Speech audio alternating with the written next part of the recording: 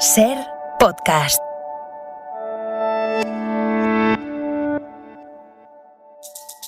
Ser Historia, con Nacho Ares.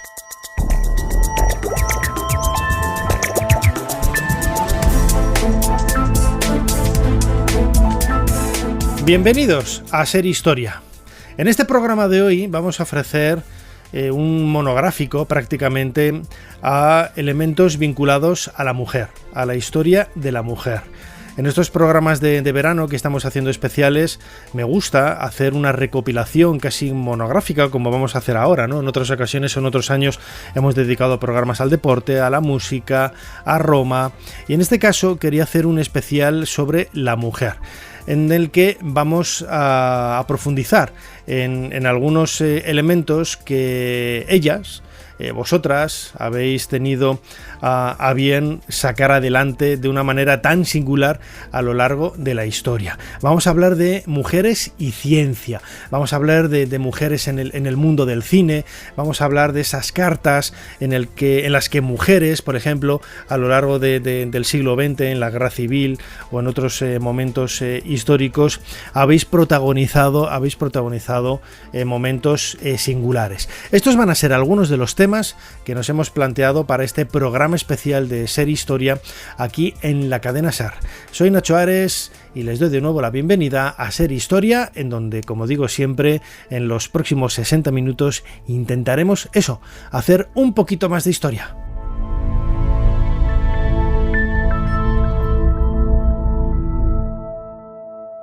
Sigue a Ser Historia en las redes sociales. En Twitter, @SerHistoria. En Facebook, Ser Historia. En YouTube, Ser Historia. Y en Instagram, Ser Historia. ¿Cuántos necios se han preguntado por qué no caen las estrellas del cielo? Pero vosotros, que conocéis lo que dijeron los sabios, sabéis que las estrellas ni suben ni bajan. Solo giran de este a oeste, siguiendo el curso más perfecto jamás concebido: el círculo.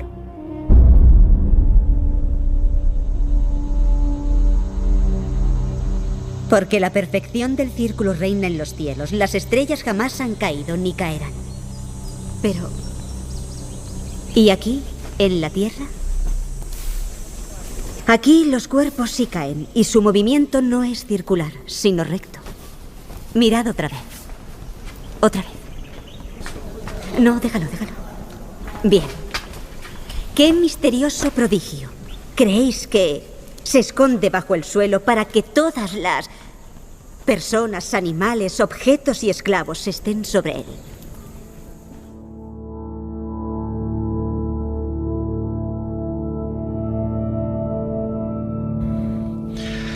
Escuchábamos un fragmento de la película Hipatia de Alejandría, de Alejandro Amenábar, una figura emblemática de la historia de la ciencia del siglo IV, que ya en aquella época despuntó no tanto por los aspectos más transgresores que ella manifestaba con sus descubrimientos, sino sobre todo por ser mujer. Eso fue lo que la llevó, podríamos decir, que a la tumba, por ser una mujer incomprendida, perseguida. Insisto, no tanto por el hecho de los descubrimientos que contravenían todo lo que en aquella época la superstición, la religión mandaba y marcaba, sino por el hecho de ser mujer. Sobre la mesa de este estudio de Ser Historia tenemos un libro que está dentro de un marco de publicaciones que la editorial Santillana lleva realizando prácticamente un año sobre la historia de las mujeres en diferentes facetas, ¿no? En este caso es El papel de las mujeres en la ciencia y la tecnología, cuya autora, Francisca Puertas Maroto, nos acompaña. Francisca, bienvenida a Ser Historia. Hola, gracias. Francisca Puertas es doctora en Ciencias Químicas y profesora de investigación del Consejo Superior de Investigaciones Científicas. Esto de profesora de investigación, que yo tengo varios amigos que son profesores de investigación en el CSIC, que es como decir que es catedrática, ¿no? Más o menos, sí, en este ambiente de la investigación. Y tú, bueno, pues recibiste el encargo de hacer este libro fantástico que nos hace un viaje, ¿no?, por la historia de las mujeres en la ciencia. Muy brevemente, una pregunta que es un poco de perogrullo, pero me gustaría ver el punto de vista desde una científica como tú. ¿Cuál ha sido el papel de la mujer en la historia de la ciencia? Bueno, pues el papel de la mujer en la ciencia ha estado muy oculto. Ha existido, siempre, porque la mujer, igual que el hombre, han tenido curiosidad, y la curiosidad es el inicio de la ciencia.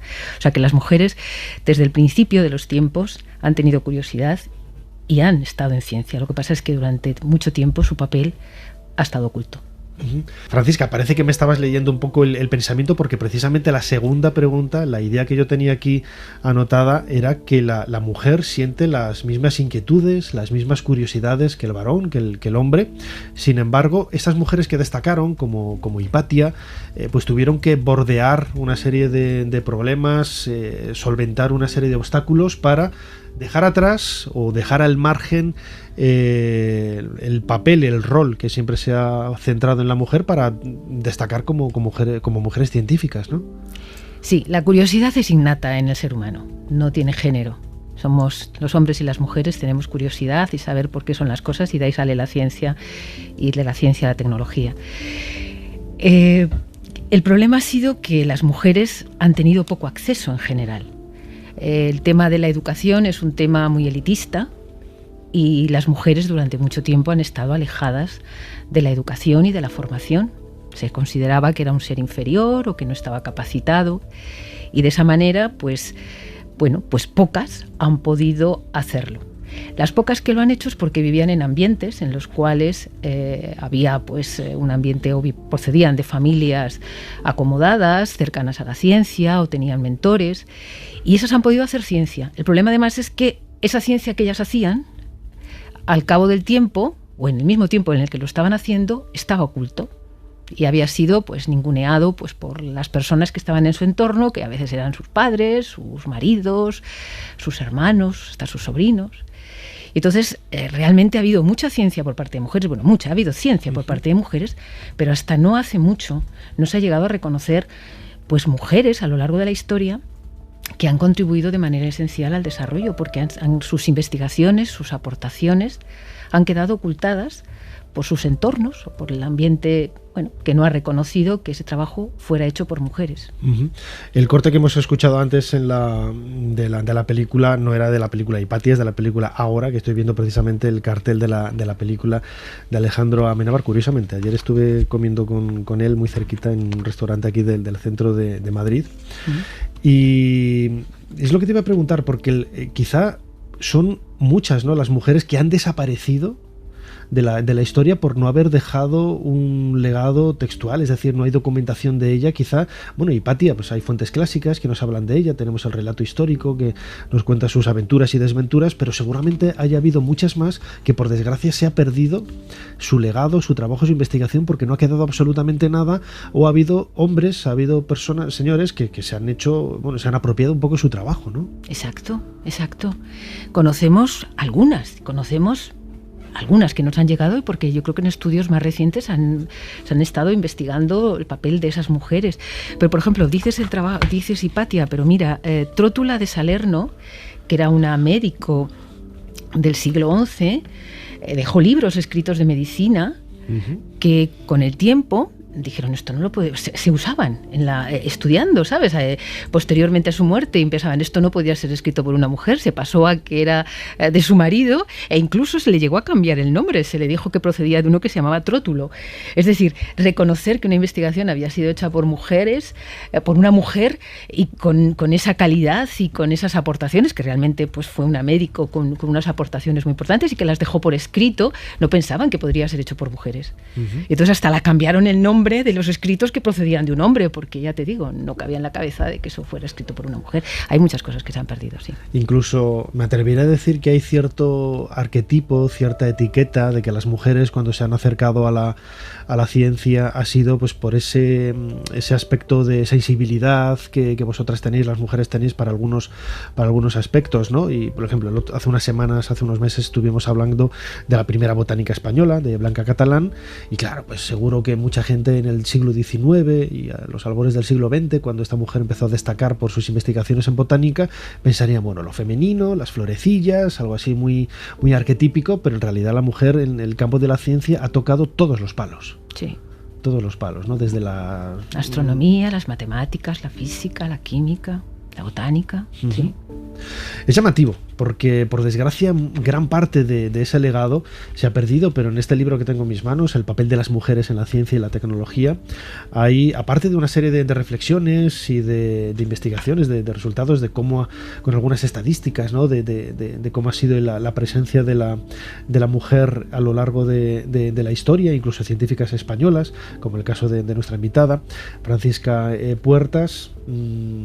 Quizá muchas, insisto, son absolutamente desconocidas. Yo tengo que decir que muchas de ellas para mí lo eran, ¿no? Laura María Caterina Bassi, por ejemplo, una física del siglo XVIII, pues tengo que decir que ni idea, ¿no? Carolina Herschel, una astrónoma del siglo XVIII y del siglo XIX, también ni idea, ¿no?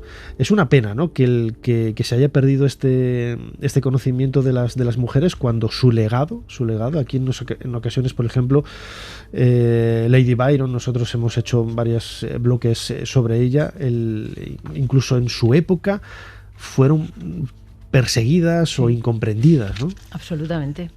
Sí.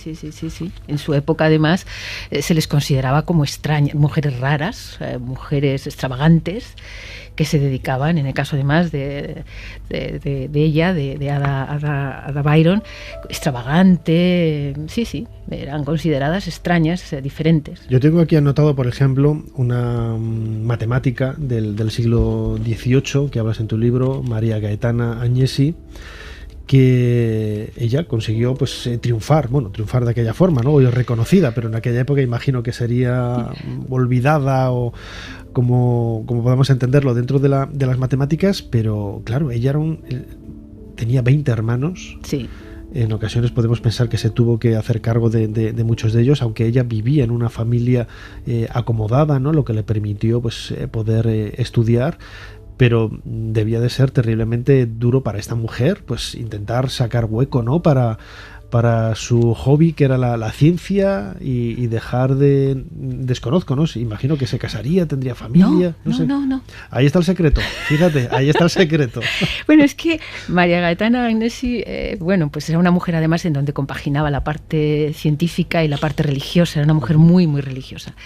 Debía ser una mujer superdotada, y además su padre la utilizaba porque su padre sí que tenía esos ámbitos intelectuales, y entonces como la hija era muy inteligente, muy lista, sabía de filosofía, de matemáticas, además dominaba muchísimas lenguas, pues la utilizaba en esas reuniones, aparte de que en efecto cuidaba a sus 20 hermanos.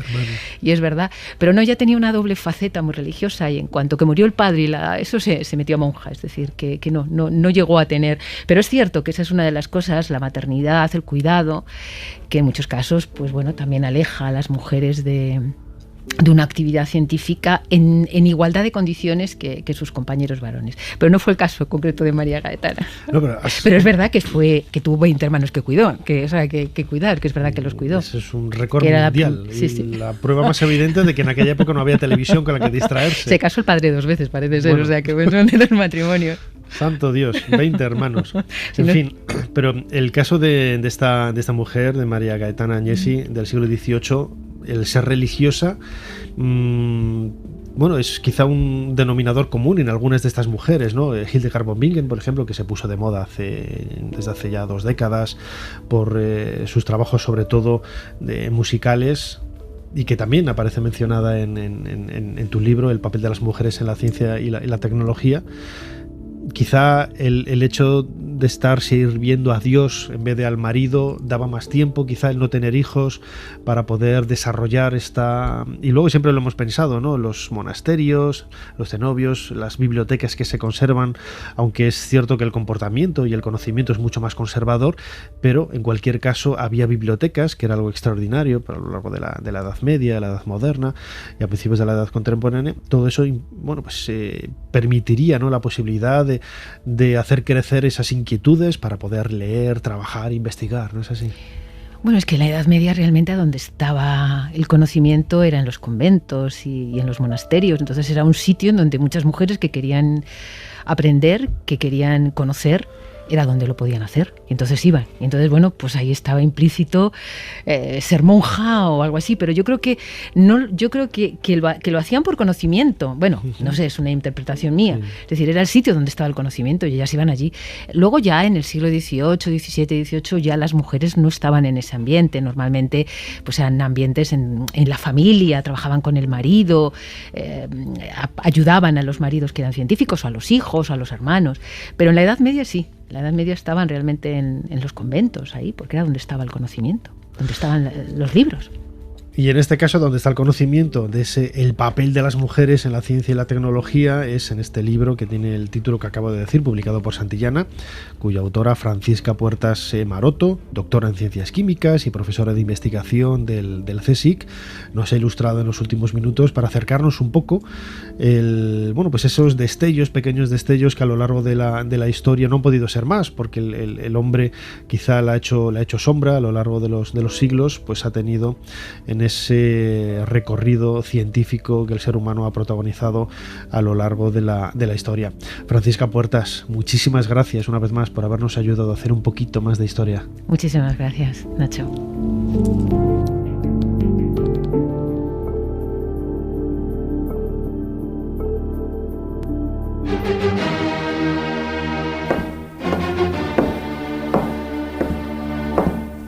Van Gogh, ¿dónde has puesto mis pinceles? No habrás vuelto a llenarlos con tus chorretones de pintura. ¿Cómo te atreves? Tú, el gran Gauguin, que solamente sabe dibujar monas en bañador. Te dije que no los volvieras a utilizar. Voy a quemar el estudio con todos tus malditos pinceles. Por mí como si te cortes una oreja. ¡Me largo a la Polinesia! Ser Historia con Nacho Ares. Todo lo que quisiste saber de la historia, la madrugada del sábado al domingo, en la cadena SER. No, se tiene un día negro porque uno se engorda o porque ha llovido demasiado. Estás triste y nada más. Pero los días rojos son terribles. De repente se tiene miedo y no se sabe por qué. ¿Le ha ocurrido a usted alguna vez? Sí. Pero cuando me pasa, lo único que me va bien es coger un taxi e irme a Tiffany. Me calma enseguida. La tranquilidad y el aspecto lujoso que tiene, nada malo podría ocurrirme allí. Si pudiera hallar algún sitio en el que me encontrara con ese sosiego que se respira en Tiffany, entonces compraría algunos muebles y bautizaría al gato.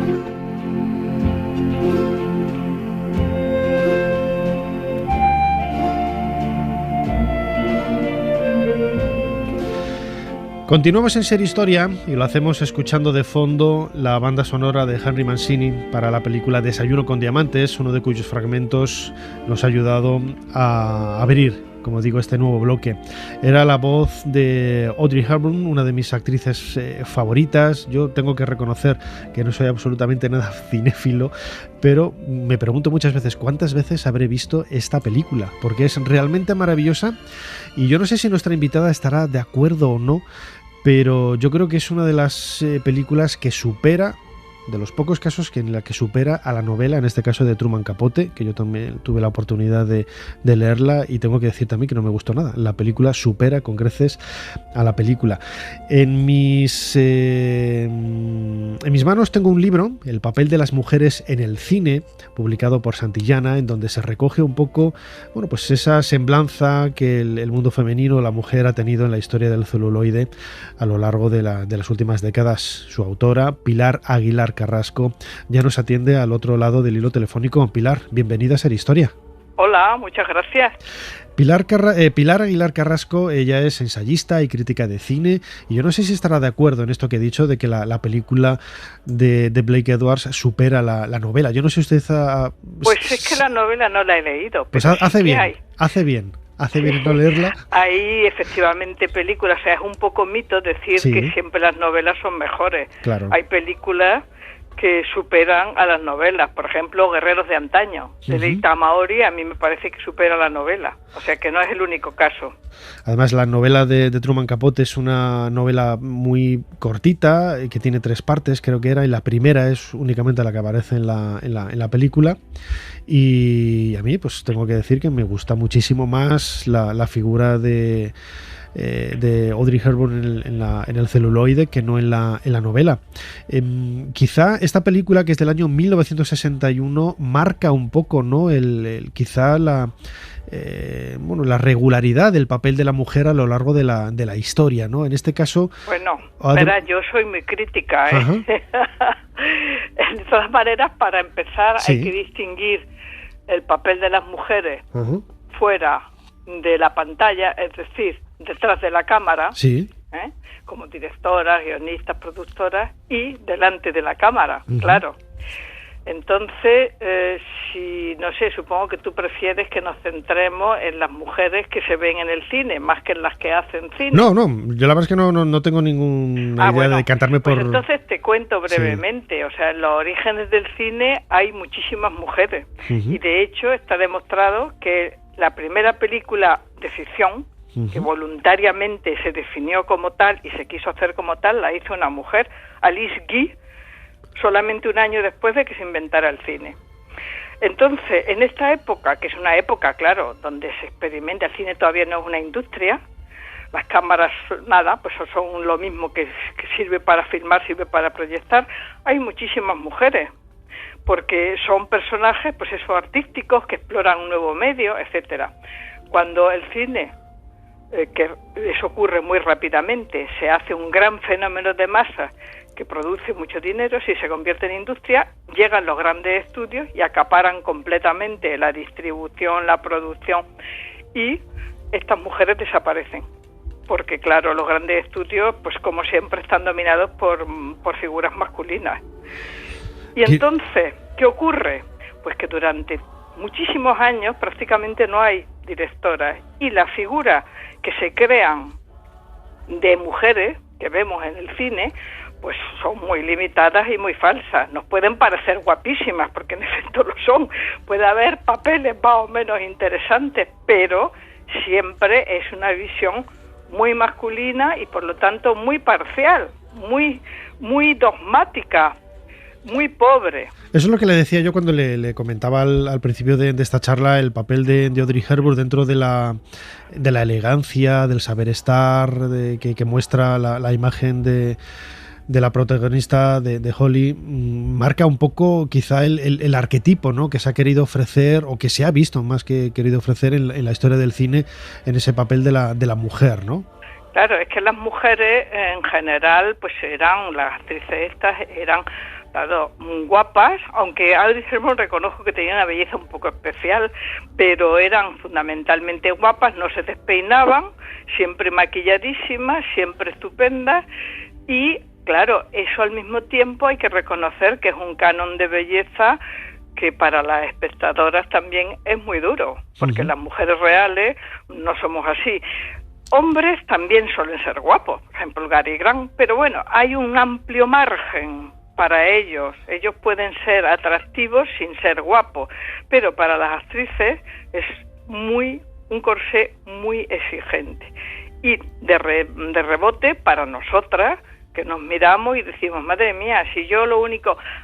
También depende de películas, pero en general, tú dices, si yo lo único que vivo en esta vida es para conquistarlo a él y él me elige porque soy guapa, ¿yo qué vida tengo? Porque claro, todas estas cosas influyen en la vida real, Claro, me ha gustado el comentario que ha hecho usted, Pilar Aguilar, ensayista y crítica de cine, de la belleza de Audrey Hepburn. La tenemos excesivamente idealizada. Yo, tengo infinidad de fotografías de ella. O sea, que eres un fan absoluto. Totalmente, Pilar. Bueno, yo tengo un abanico más amplio, pero reconozco que su figura tiene un encanto especial. Pero yo creo que es por lo que usted dice, que es la naturalidad con que ella se mostraba en la cámara, porque realmente era una chica guapa, pero no era un bellezón extraordinario, porque si nos fijamos, a ver, son detalles que, se salen un poco de la entrevista, ¿no? Las cejas son excesivamente pobladas, los dientes, los paletos los tenía un poco metidos hacia adentro, que es un detalle que mucha gente no se da cuenta, y hay detalles de que quizá todo el conjunto, la delicadeza es lo que la convierte en algo tan hermoso, ¿no? Te voy a recordar una peli, creo que se llama Cara de Ángel, donde ella, la emparejan con Fred Astaire. Sí, que es un Fred abuelo. Astaire tenía sí. 60 y tantos años. Bien, Sí. el señor que estaba bien conservado, quiero decir que todavía era ágil, tenía cuerpo flaquito, pero en fin, habría que haberlo visto, 60 y tantos años, y ella 20 y poco. Entonces, ni por guapa que seas, ni por atractiva, ni por nada, te libra de ese miserable papel. Sí. Entonces, yo como crítica y como feminista, porque yo soy feminista, claro, lo que me interesa es reflexionar sobre esto, no quedarme en que son guapas, claro, Rita Hayworth, guapísima, pero menudo papelón que hace en Gilda, ¿no? Uh-huh. Ava Gardner, guapísima, pero condenada a ser la femme fatal que los pierde a todos. En fin, quiero decir que son mujeres que efectivamente son espectaculares, guapísimas, pero están condenadas a ser personajes, en el fondo, secundarios y que viven en función de otro. Uh-huh. Entonces, a mí, claro, es lo que me interesa. Yo entiendo que a ti te interese mucho Odysseus, pero a mí, como crítica y analista, me interesa más ver en qué estereotipos nos han encorsetado. Y, por lo tanto, a partir de ahí, pues claro, reflexionar sobre cómo rompemos eso, porque esos arquetipos han ido cambiando a lo largo de la historia. Bueno, han sido claro. diferentes también al inicio, con las primeras películas mudas, luego la llegada del sonido y en la actualidad. Lo que pasa es que el código Hays luego encorsetó todavía más las figuras primeras, que siempre de todas maneras eran de ingenua, huérfana, pobrecita, niña, en fin, etcétera, ¿no? Pero claro, luego hay toda esa época brutal que dura prácticamente, como ya te dije, que es combinado con el control económico de los grandes estudios, hace que hasta finales de los 60 o principios de los 70, con raras excepciones, porque siempre las hay, pues el cine sea muy, muy pesado en este sentido y no vuelvan a más que a repetir tópicos. A partir de los finales de los 60, principios de los 70, ya empiezan a moverse las cosas, entre otras cosas también porque las mujeres, empieza el movimiento feminista otra vez muy fuerte y entonces ya se crean otros prototipos. Y ahora mismo hay una gran, por así decir, batalla, o no sé, quizás es demasiado guerrero, pero en fin, hay muchas mujeres intentando hacer cine y proponiendo otros modelos, que no solamente las mujeres, porque por ejemplo pienso El silencio de los corderos, pues propone otro tipo de mujer, que por ejemplo eso no responde tampoco al canon de belleza, pero que sobre todo, a ver, lo que cuenta de ella es su valor, su mente, su determinación. O sea que ahora mismo se hace bastante, bueno, en fin, no suficientes, pero se hacen películas, siempre se han hecho, vuelvo a insistir, pero ahora más películas que rompen estereotipos. Eso me alegra muchísimo, porque los jóvenes y las jóvenes, ¿dónde si no van a mirarse para ver qué guión de su vida es posible? Es que esto lo tenemos que pensar, ¿eh? Mientras al presidente le cantaba cumpleaños feliz, a la primera dama le llamaba por teléfono. Tengo una aventura con tu marido, le confesó Marilyn Monroe. Es fantástico, yo me voy y tú te quedas con todos los problemas, le espetó sin amedrentarse Jackie Kennedy. La esposa de JFK ya estaba escarmentada por las infidelidades de su marido, revela ahora este libro sobre el famoso matrimonio. Aunque en el caso de la aventura con la Monroe, a la primera dama estadounidense le parecía peligrosa por el posible escándalo y el ridículo, y consideraba a la tentación rubia como una bomba de relojería. Ideas todas que dan alas a las continuas teorías conspiratorias que planean sobre la muerte de la icónica actriz. Otra relación más conocida de Marilyn es su eterna historia de amor con las cámaras. 10 de estas famosas fotografías que el recién fallecido Bert Esther hizo de la actriz en una mítica sesión para la revista Vogue salen ahora a subasta. Estas imágenes son fruto de 3 días donde con un tocadiscos, unos altavoces y 3 cajas de champán, todo fue mucho más espontáneo, confesó el fotógrafo. 6 semanas después, la actriz apareció muerta en su casa.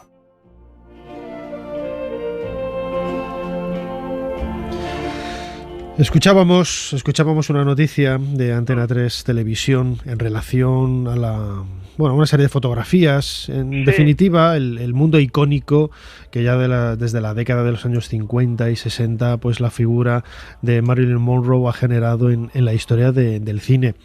Pilar Aguilar, usted como autora de este libro, El papel de las mujeres en el cine, quizá en los años 50 y 60 ha sido la época más terrible en el sentido de que la mujer era considerada prácticamente un simple objeto para colocar delante de la cámara, y si destacaba por otros aspectos no eran precisamente por los femeninos, ¿no?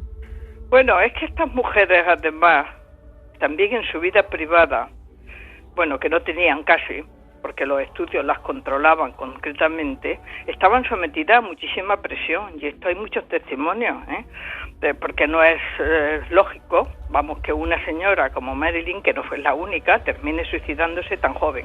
Bueno, yo no sé hasta qué punto efectivamente es un suicidio inducido, pero lo que está claro es que estaba bastante mal psicológicamente y no era para nada tonta.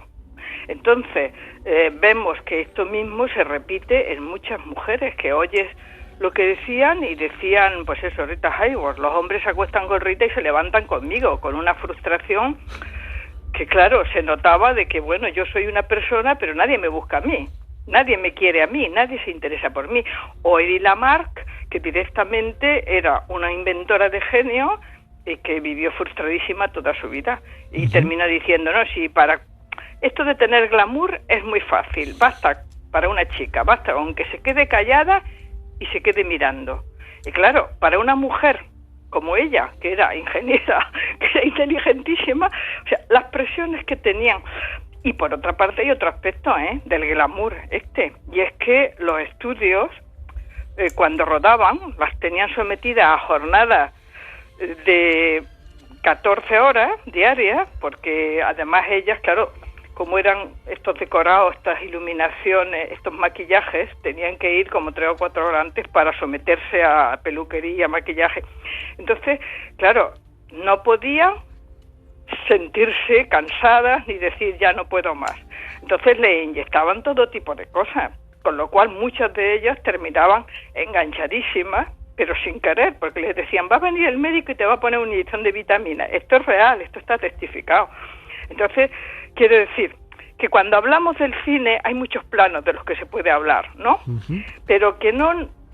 A ver, yo no es que quiera echar agua encima del fuego, porque me parece que también hay toda una parte que yo reivindico, yo soy una fan del cine, que es justamente la fantasía, ese mundo de pasión, ese mundo de arrebato, esa ventana de descubrimiento al mundo, esas emociones, o sea, eso es parte consustancial, bueno, del cine y de la serie, y yo la reivindico, pero no hay que olvidar, sobre todo cuando hablamos de las mujeres, que todavía somos seres de segunda, que protagonizamos poquísimas películas, que estamos todavía sometidas a unos cánones muy estrictos y que deshacerse de eso lleva su tiempo, y en ello estamos, ¿no? Y que estas mujeres no eran simplemente glamour y caprichosas, es que muchas de ellas tenían el sistema nervioso muy destruido porque todo el mundo colaboraba a destruirlo. Bueno, hay muchas cosas que hay que cambiar y hay muchas cosas que hay que arreglar. Y estamos en ello, no hay que ser pesimista. Desde luego que no, porque claro.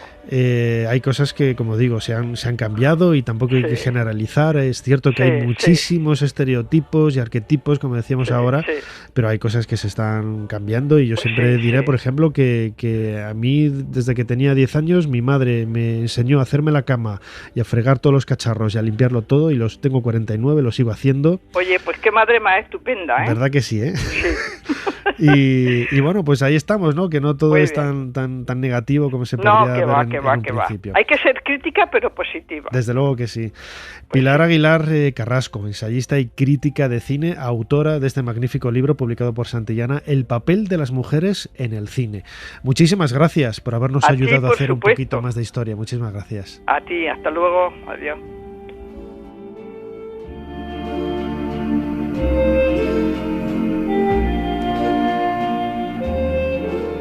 Estás escuchando Ser Historia en la cadena Ser con Nacho Ares.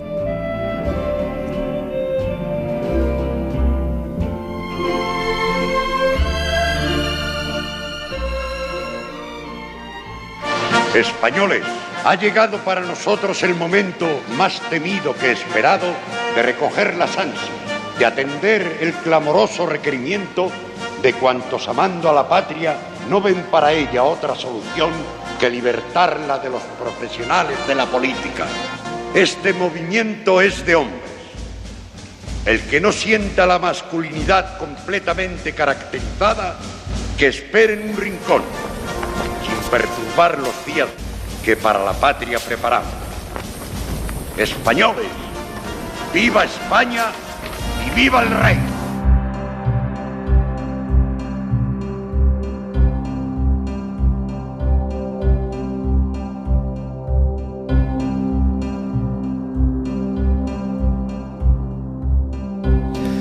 Acabamos de escuchar un fragmento de uno de los episodios de esa serie de televisión española Memoria de España, en donde se recreaba el discurso que Primo de Rivera lanzó para proclamar ese golpe de Estado en la década de 1920.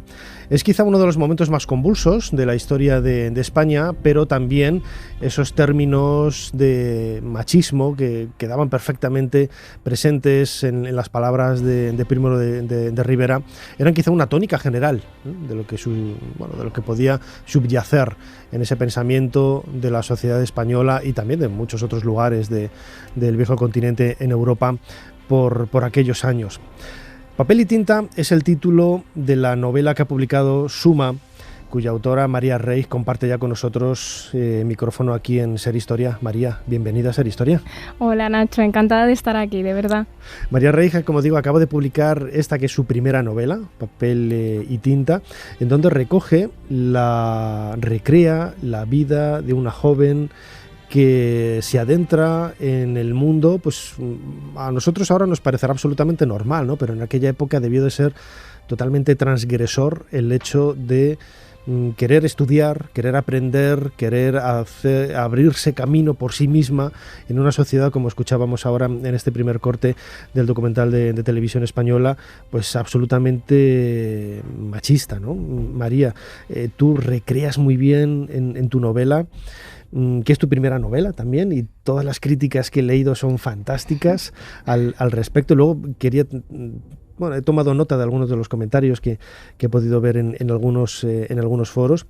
La España de aquella época, la de finales del 19 y comienzos del 20, sobre todo, es una España convulsa, no había estabilidad política y eso también afectó, por supuesto, ¿no?, al protagonismo de la mujer. Exactamente, además, es una época que además en muchas ocasiones se ha visto como difuminada, ¿no?, en favor de hitos históricos que toman quizá a lo mejor más protagonismo, ¿no?, a principios del siglo XX. Sin embargo, es un momento en el que se sientan las bases de lo que sucederá en España en el resto, ¿no?, de décadas y que va a ir perfilando a la sociedad tal y como hoy la conocemos.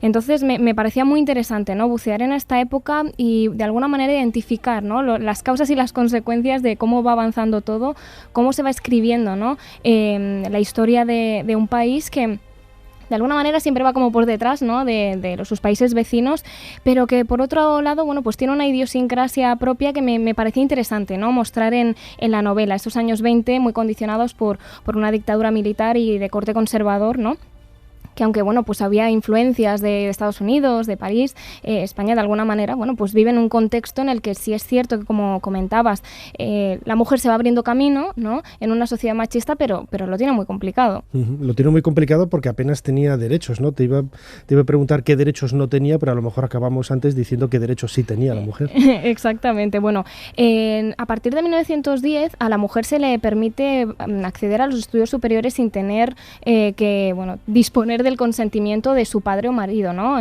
Es algo que me llamó muchísimo la atención. Entonces, a partir de la década de los años 10 y en los años 20, la mujer ya va a poder ir accediendo pues a esos estudios superiores que van a estar también muy delimitados, porque era cierto que fueron bastantes las que estudiaron magisterio, muchas las que cada vez más van a estudiar farmacia, con casos como Clara Campoamor o Victoria Ken sí. van a acceder a la abogacía, pero muchas carreras van a estar de alguna manera vetadas, ¿no?, para la mujer. Entonces va a ser un camino lento en la que, bueno, pues figuras, ¿no?, que también he querido de alguna manera recoger en la residencia de señoritas de María de Maeztu, pues hicieron que, bueno, poco a poco se avanzara en esta situación y se fueran conquistando derechos.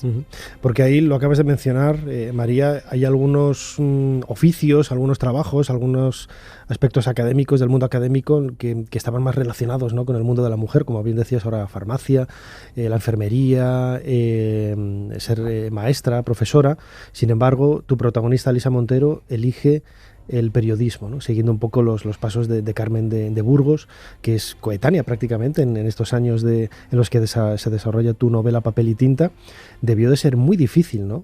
Además, en un ambiente convulso, en donde había problemas con los sindicatos, la burguesía, todo ello liderado por hombres, que una mujer se entrometiera, ¿no?, por ahí para intentar contar al resto de la sociedad lo que estaba sucediendo. No la debían de tomar en serio, ¿no?, como sucedía con Carmen de Burgos, que muchos de los artículos los firmaba con seudónimo de varón, masculinos.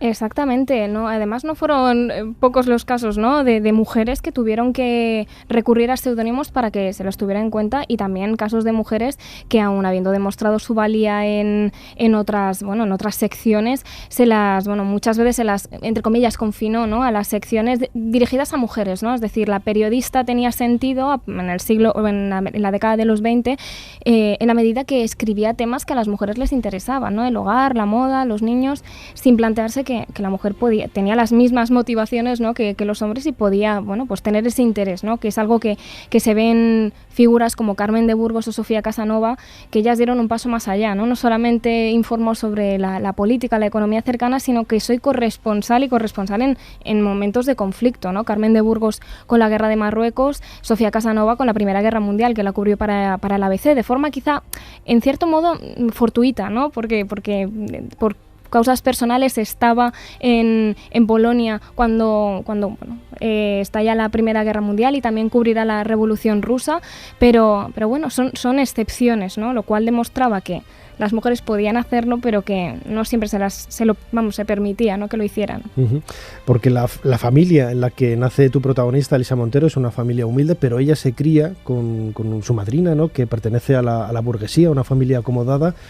Esas mujeres que estaban en un estrato social más elevado tenían más posibilidades de poder trabajar y conseguir esos objetivos vitales que se marcaban en sus vidas, o tenían los mismos problemas, o por ser burguesas tenían cierta ayuda.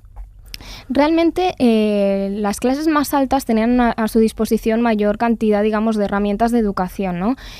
Muchas eran educadas en casa, las mujeres sobre todo, y de alguna manera tenían a su disposición pues información, la posibilidad también de formarse, ¿no? En numerosos, bueno, pues la mujer tenía muy delimitada, ¿no?, la formación, pero bueno, para expresarse con corrección, pues tener unas nociones, ¿no?, básicas del mundo. Pero es cierto que si nos fijamos un poco en la propia lógica, ¿no?, de la figura de la mujer en una familia acomodada, realmente la mujer no necesita, o se dice, no se necesita trabajar fuera del hogar, porque el hombre ya mantiene, ¿no?, y trae dinero a casa. Entonces, en ese tipo de familias era mucho más difícil justificar la presencia de la mujer fuera. De hecho, la mujer va saliendo, digamos, de ese papel tradicional, primero en momentos de guerra, ¿no? En la Primera Guerra Mundial es bastante llamativo en Europa porque, por ejemplo, la mujer tiene que hacerse cargo de esas fábricas que los hombres, pues evidentemente que están en el frente, no pueden tomar las riendas, ¿no? Entonces la mujer empieza a ir asentándose o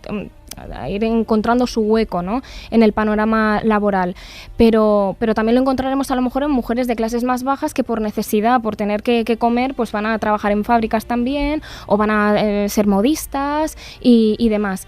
Las mujeres de clases más altas tendrán más educación, pero por contrapartida no van a tener ese acceso al mundo laboral y bueno, van a estar además mucho más encorsetadas las conductas, ¿no?, y los comportamientos, el qué dirán.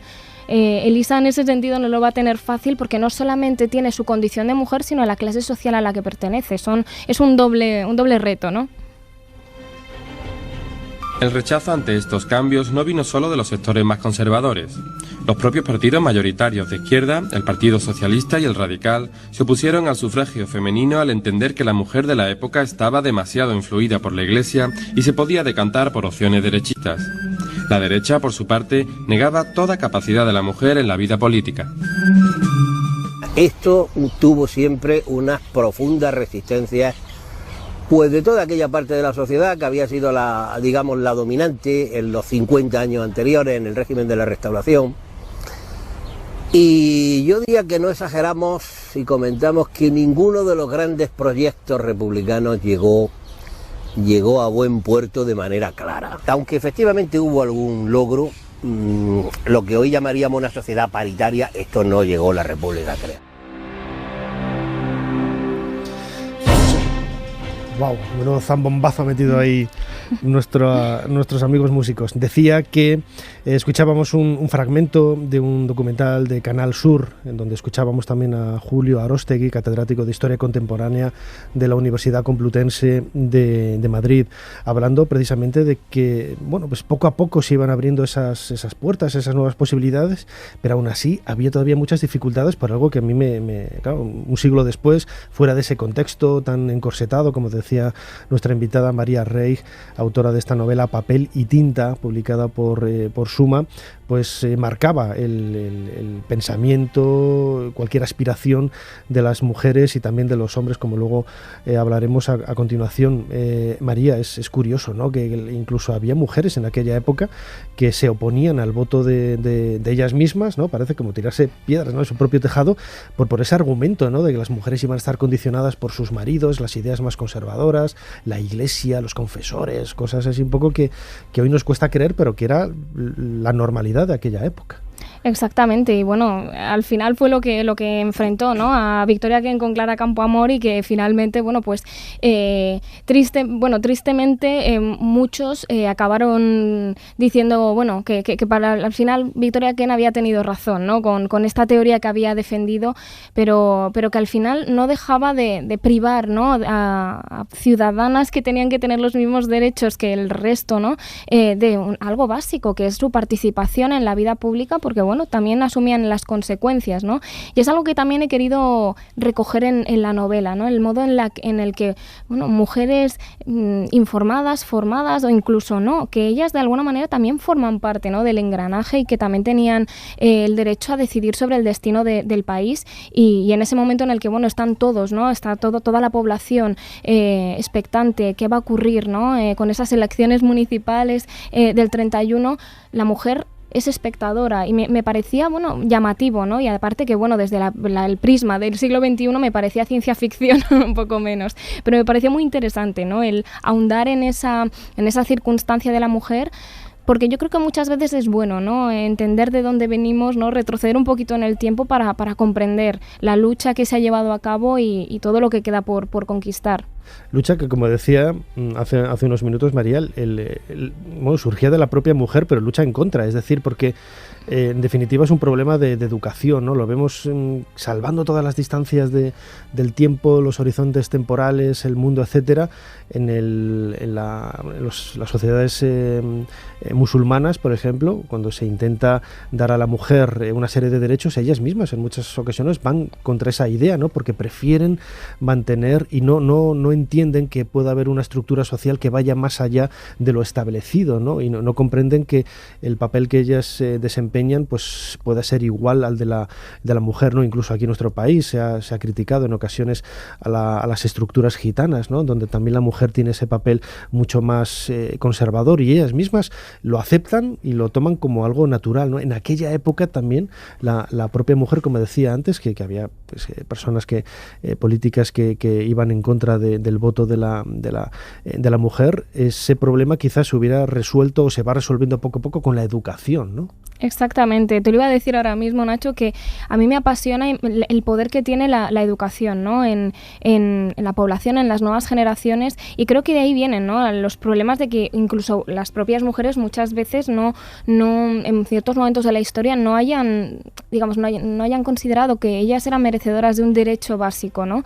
Pienso que cuando llevas toda la vida desde pequeño, ¿no?, o desde pequeña en este caso, entendiendo el mundo, ¿no? Con unas directrices, con unas realidades, con unos convencionalismos, con unos prejuicios incluso. Es muy complicado sin coger una perspectiva quizá más amplia, ¿no? Sin tener esa visión, digamos, de conjunto, realmente, digamos, contradecir lo que te han dicho durante toda la vida. Yo creo que es ahí donde encontramos estos casos de mujeres, ¿no? Que no reconocen para ellas algo que están, de lo que están gozando el resto, ¿no? del resto de la población, en este caso la población masculina. Entonces yo es algo que también he querido de algún modo reflejar en los personajes de la novela y en Elisa, porque Elisa su primera lucha va a tener que ser consigo misma, precisamente por lo que tú decías, cuando a ti te dan una educación, sobre todo en estratos sociales más altos, en los que está todo, digamos, pautado, condicionado. Es muy complicado entender que lo que te han dicho toda la vida, esto es así y no hay por qué plantearse que sea de otro modo, empezar a poner, ¿no?, los interrogantes a las cosas. La mujer no tiene derecho a voto, de verdad, o es algo que se puede cambiar, que podría verse de otra manera, ¿no? La mujer tiene que tener el permiso de su padre o de su esposo para recibir incluso herencia de su propia familia, ¿no? Para abrir una cuenta, es decir, porque una mujer tiene que ser ciudadana de segunda. Entonces, esta época de la historia es muy interesante porque empiezan a cuestionarse, ¿no?, estos dogmas tan digamos, interiorizados en la sociedad. Una sociedad que poco a poco va despertando en esos anhelos de la mujer, pero como te comentaba una lectora en uno de los de foros que he estado leyendo estos días, donde decía que es cierto, te da toda la razón, te felicita por la novela, pero matizaba que también los hombres, ¿no?, se sienten también oprimidos, lógicamente nada que comparar con el caso de las mujeres, pero que era una sociedad, en definitiva, y las mujeres estaban mucho más perjudicadas, pero los hombres también estaban constreñidos, ¿no?, pues por esa mentalidad conservadora, tradicionalista, que les impedía hacer un montón de cosas, ¿no?, que hoy nos parece algo absolutamente natural, pues que estaba mal visto y se les señalaba pues por darse un verso en la calle, cosas que nos parecen totalmente absurdas, ¿no? Era una sociedad que en definitiva, pues se apretaba un poco de una manera más fuerte o menos fuerte a muchos sectores, ¿no? Exactamente, y de algún modo, como tú comentabas, ¿no?, tanto hombres como mujeres tenían muy pautado el comportamiento, y esto hacía que casi todo, ¿no?, casi cualquier cosa, o incluso la forma en la que te vestías, la forma en que te comportabas en la calle, es decir, no había casi margen de reacción. Y al final se acaban generando, pues como decíamos, ¿no?, juicios constantes al de al lado, que tampoco creo que sean sanos, ¿no?, para una sociedad, pero evidentemente digamos, había una larga tradición, ¿no?, de esos clichés con hombres y mujeres, y en la novela, de hecho, pues con un recurso, ¿no?, que me permito utilizar, digamos, en toda la historia de Elisa, con ese seudónimo masculino que va a utilizar y que se desarrolla de alguna manera, realmente se puede, ¿no?, apreciar esa misma época, pero desde el punto de vista de, cuáles eran las dificultades, ¿no?, que tenían los hombres, porque también las tenían, ¿no? Al final, hombres y mujeres vivían pues muy condicionados por las apariencias, ¿no? Sobre todo estamos hablando de unas clases más altas, ¿no? Las clases más bajas pues vivían otro tipo de penurias, ¿no?, y de necesidades, y muchas veces pues tampoco estaban al quite del que dirán, ¿no? Estaban pues intentando comer, ¿no?, y sobrevivir, sí, pero les daría un poco igual votar o no. El caso era tener un trozo de comida para llevarse día a día, ¿no? Pues todo ello lo refleja muy bien nuestra invitada María Reig en esta fantástica novela Papel y tinta, publicado por Suma, en donde se reconstruye, yo creo que de una manera extraordinaria, la historia de España en ese primer tercio del siglo XX, como una mujer, Elisa Montero, pues lucha contra sí misma y contra su entorno por alcanzar un sueño, que era el de ser periodista y contar historias a los lectores y contar historias a la gente que la rodeaba. María Reig, muchísimas gracias por habernos ayudado a hacer un poquito más de historia. Gracias a vosotros, de verdad, Nacho. Hasta aquí este nuevo programa de Ser Historia que hemos dedicado a las mujeres. Si queréis volver a escucharlo, lo podéis hacer a través de los podcasts, bien de los agregadores habituales de podcast, o bien en Ser Podcast, que es la plataforma de la cadena Ser, en donde vais a encontrar tanto este como todos los programas emitidos hasta ahora, 660 parece poco cuando empezamos en 2009 a hacer este sueño, pero que son ya casi 13 años intentando hacer un poquito más de historia. Fermín Agustí ha estado en la producción del programa, Ana Caballero controlando las redes sociales y delante del micrófono vuestro humilde servidor Nacho Ares. Les dejamos con más entretenimiento aquí en la cadena SER y nosotros regresamos en 7 días. Hasta pronto.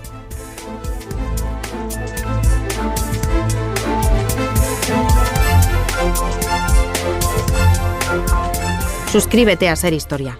Todos los episodios y contenidos adicionales en la app de Cadena Ser y en nuestros canales de Apple Podcast, Spotify, iVoox, Google Podcast y YouTube. Cadena Ser. La radio.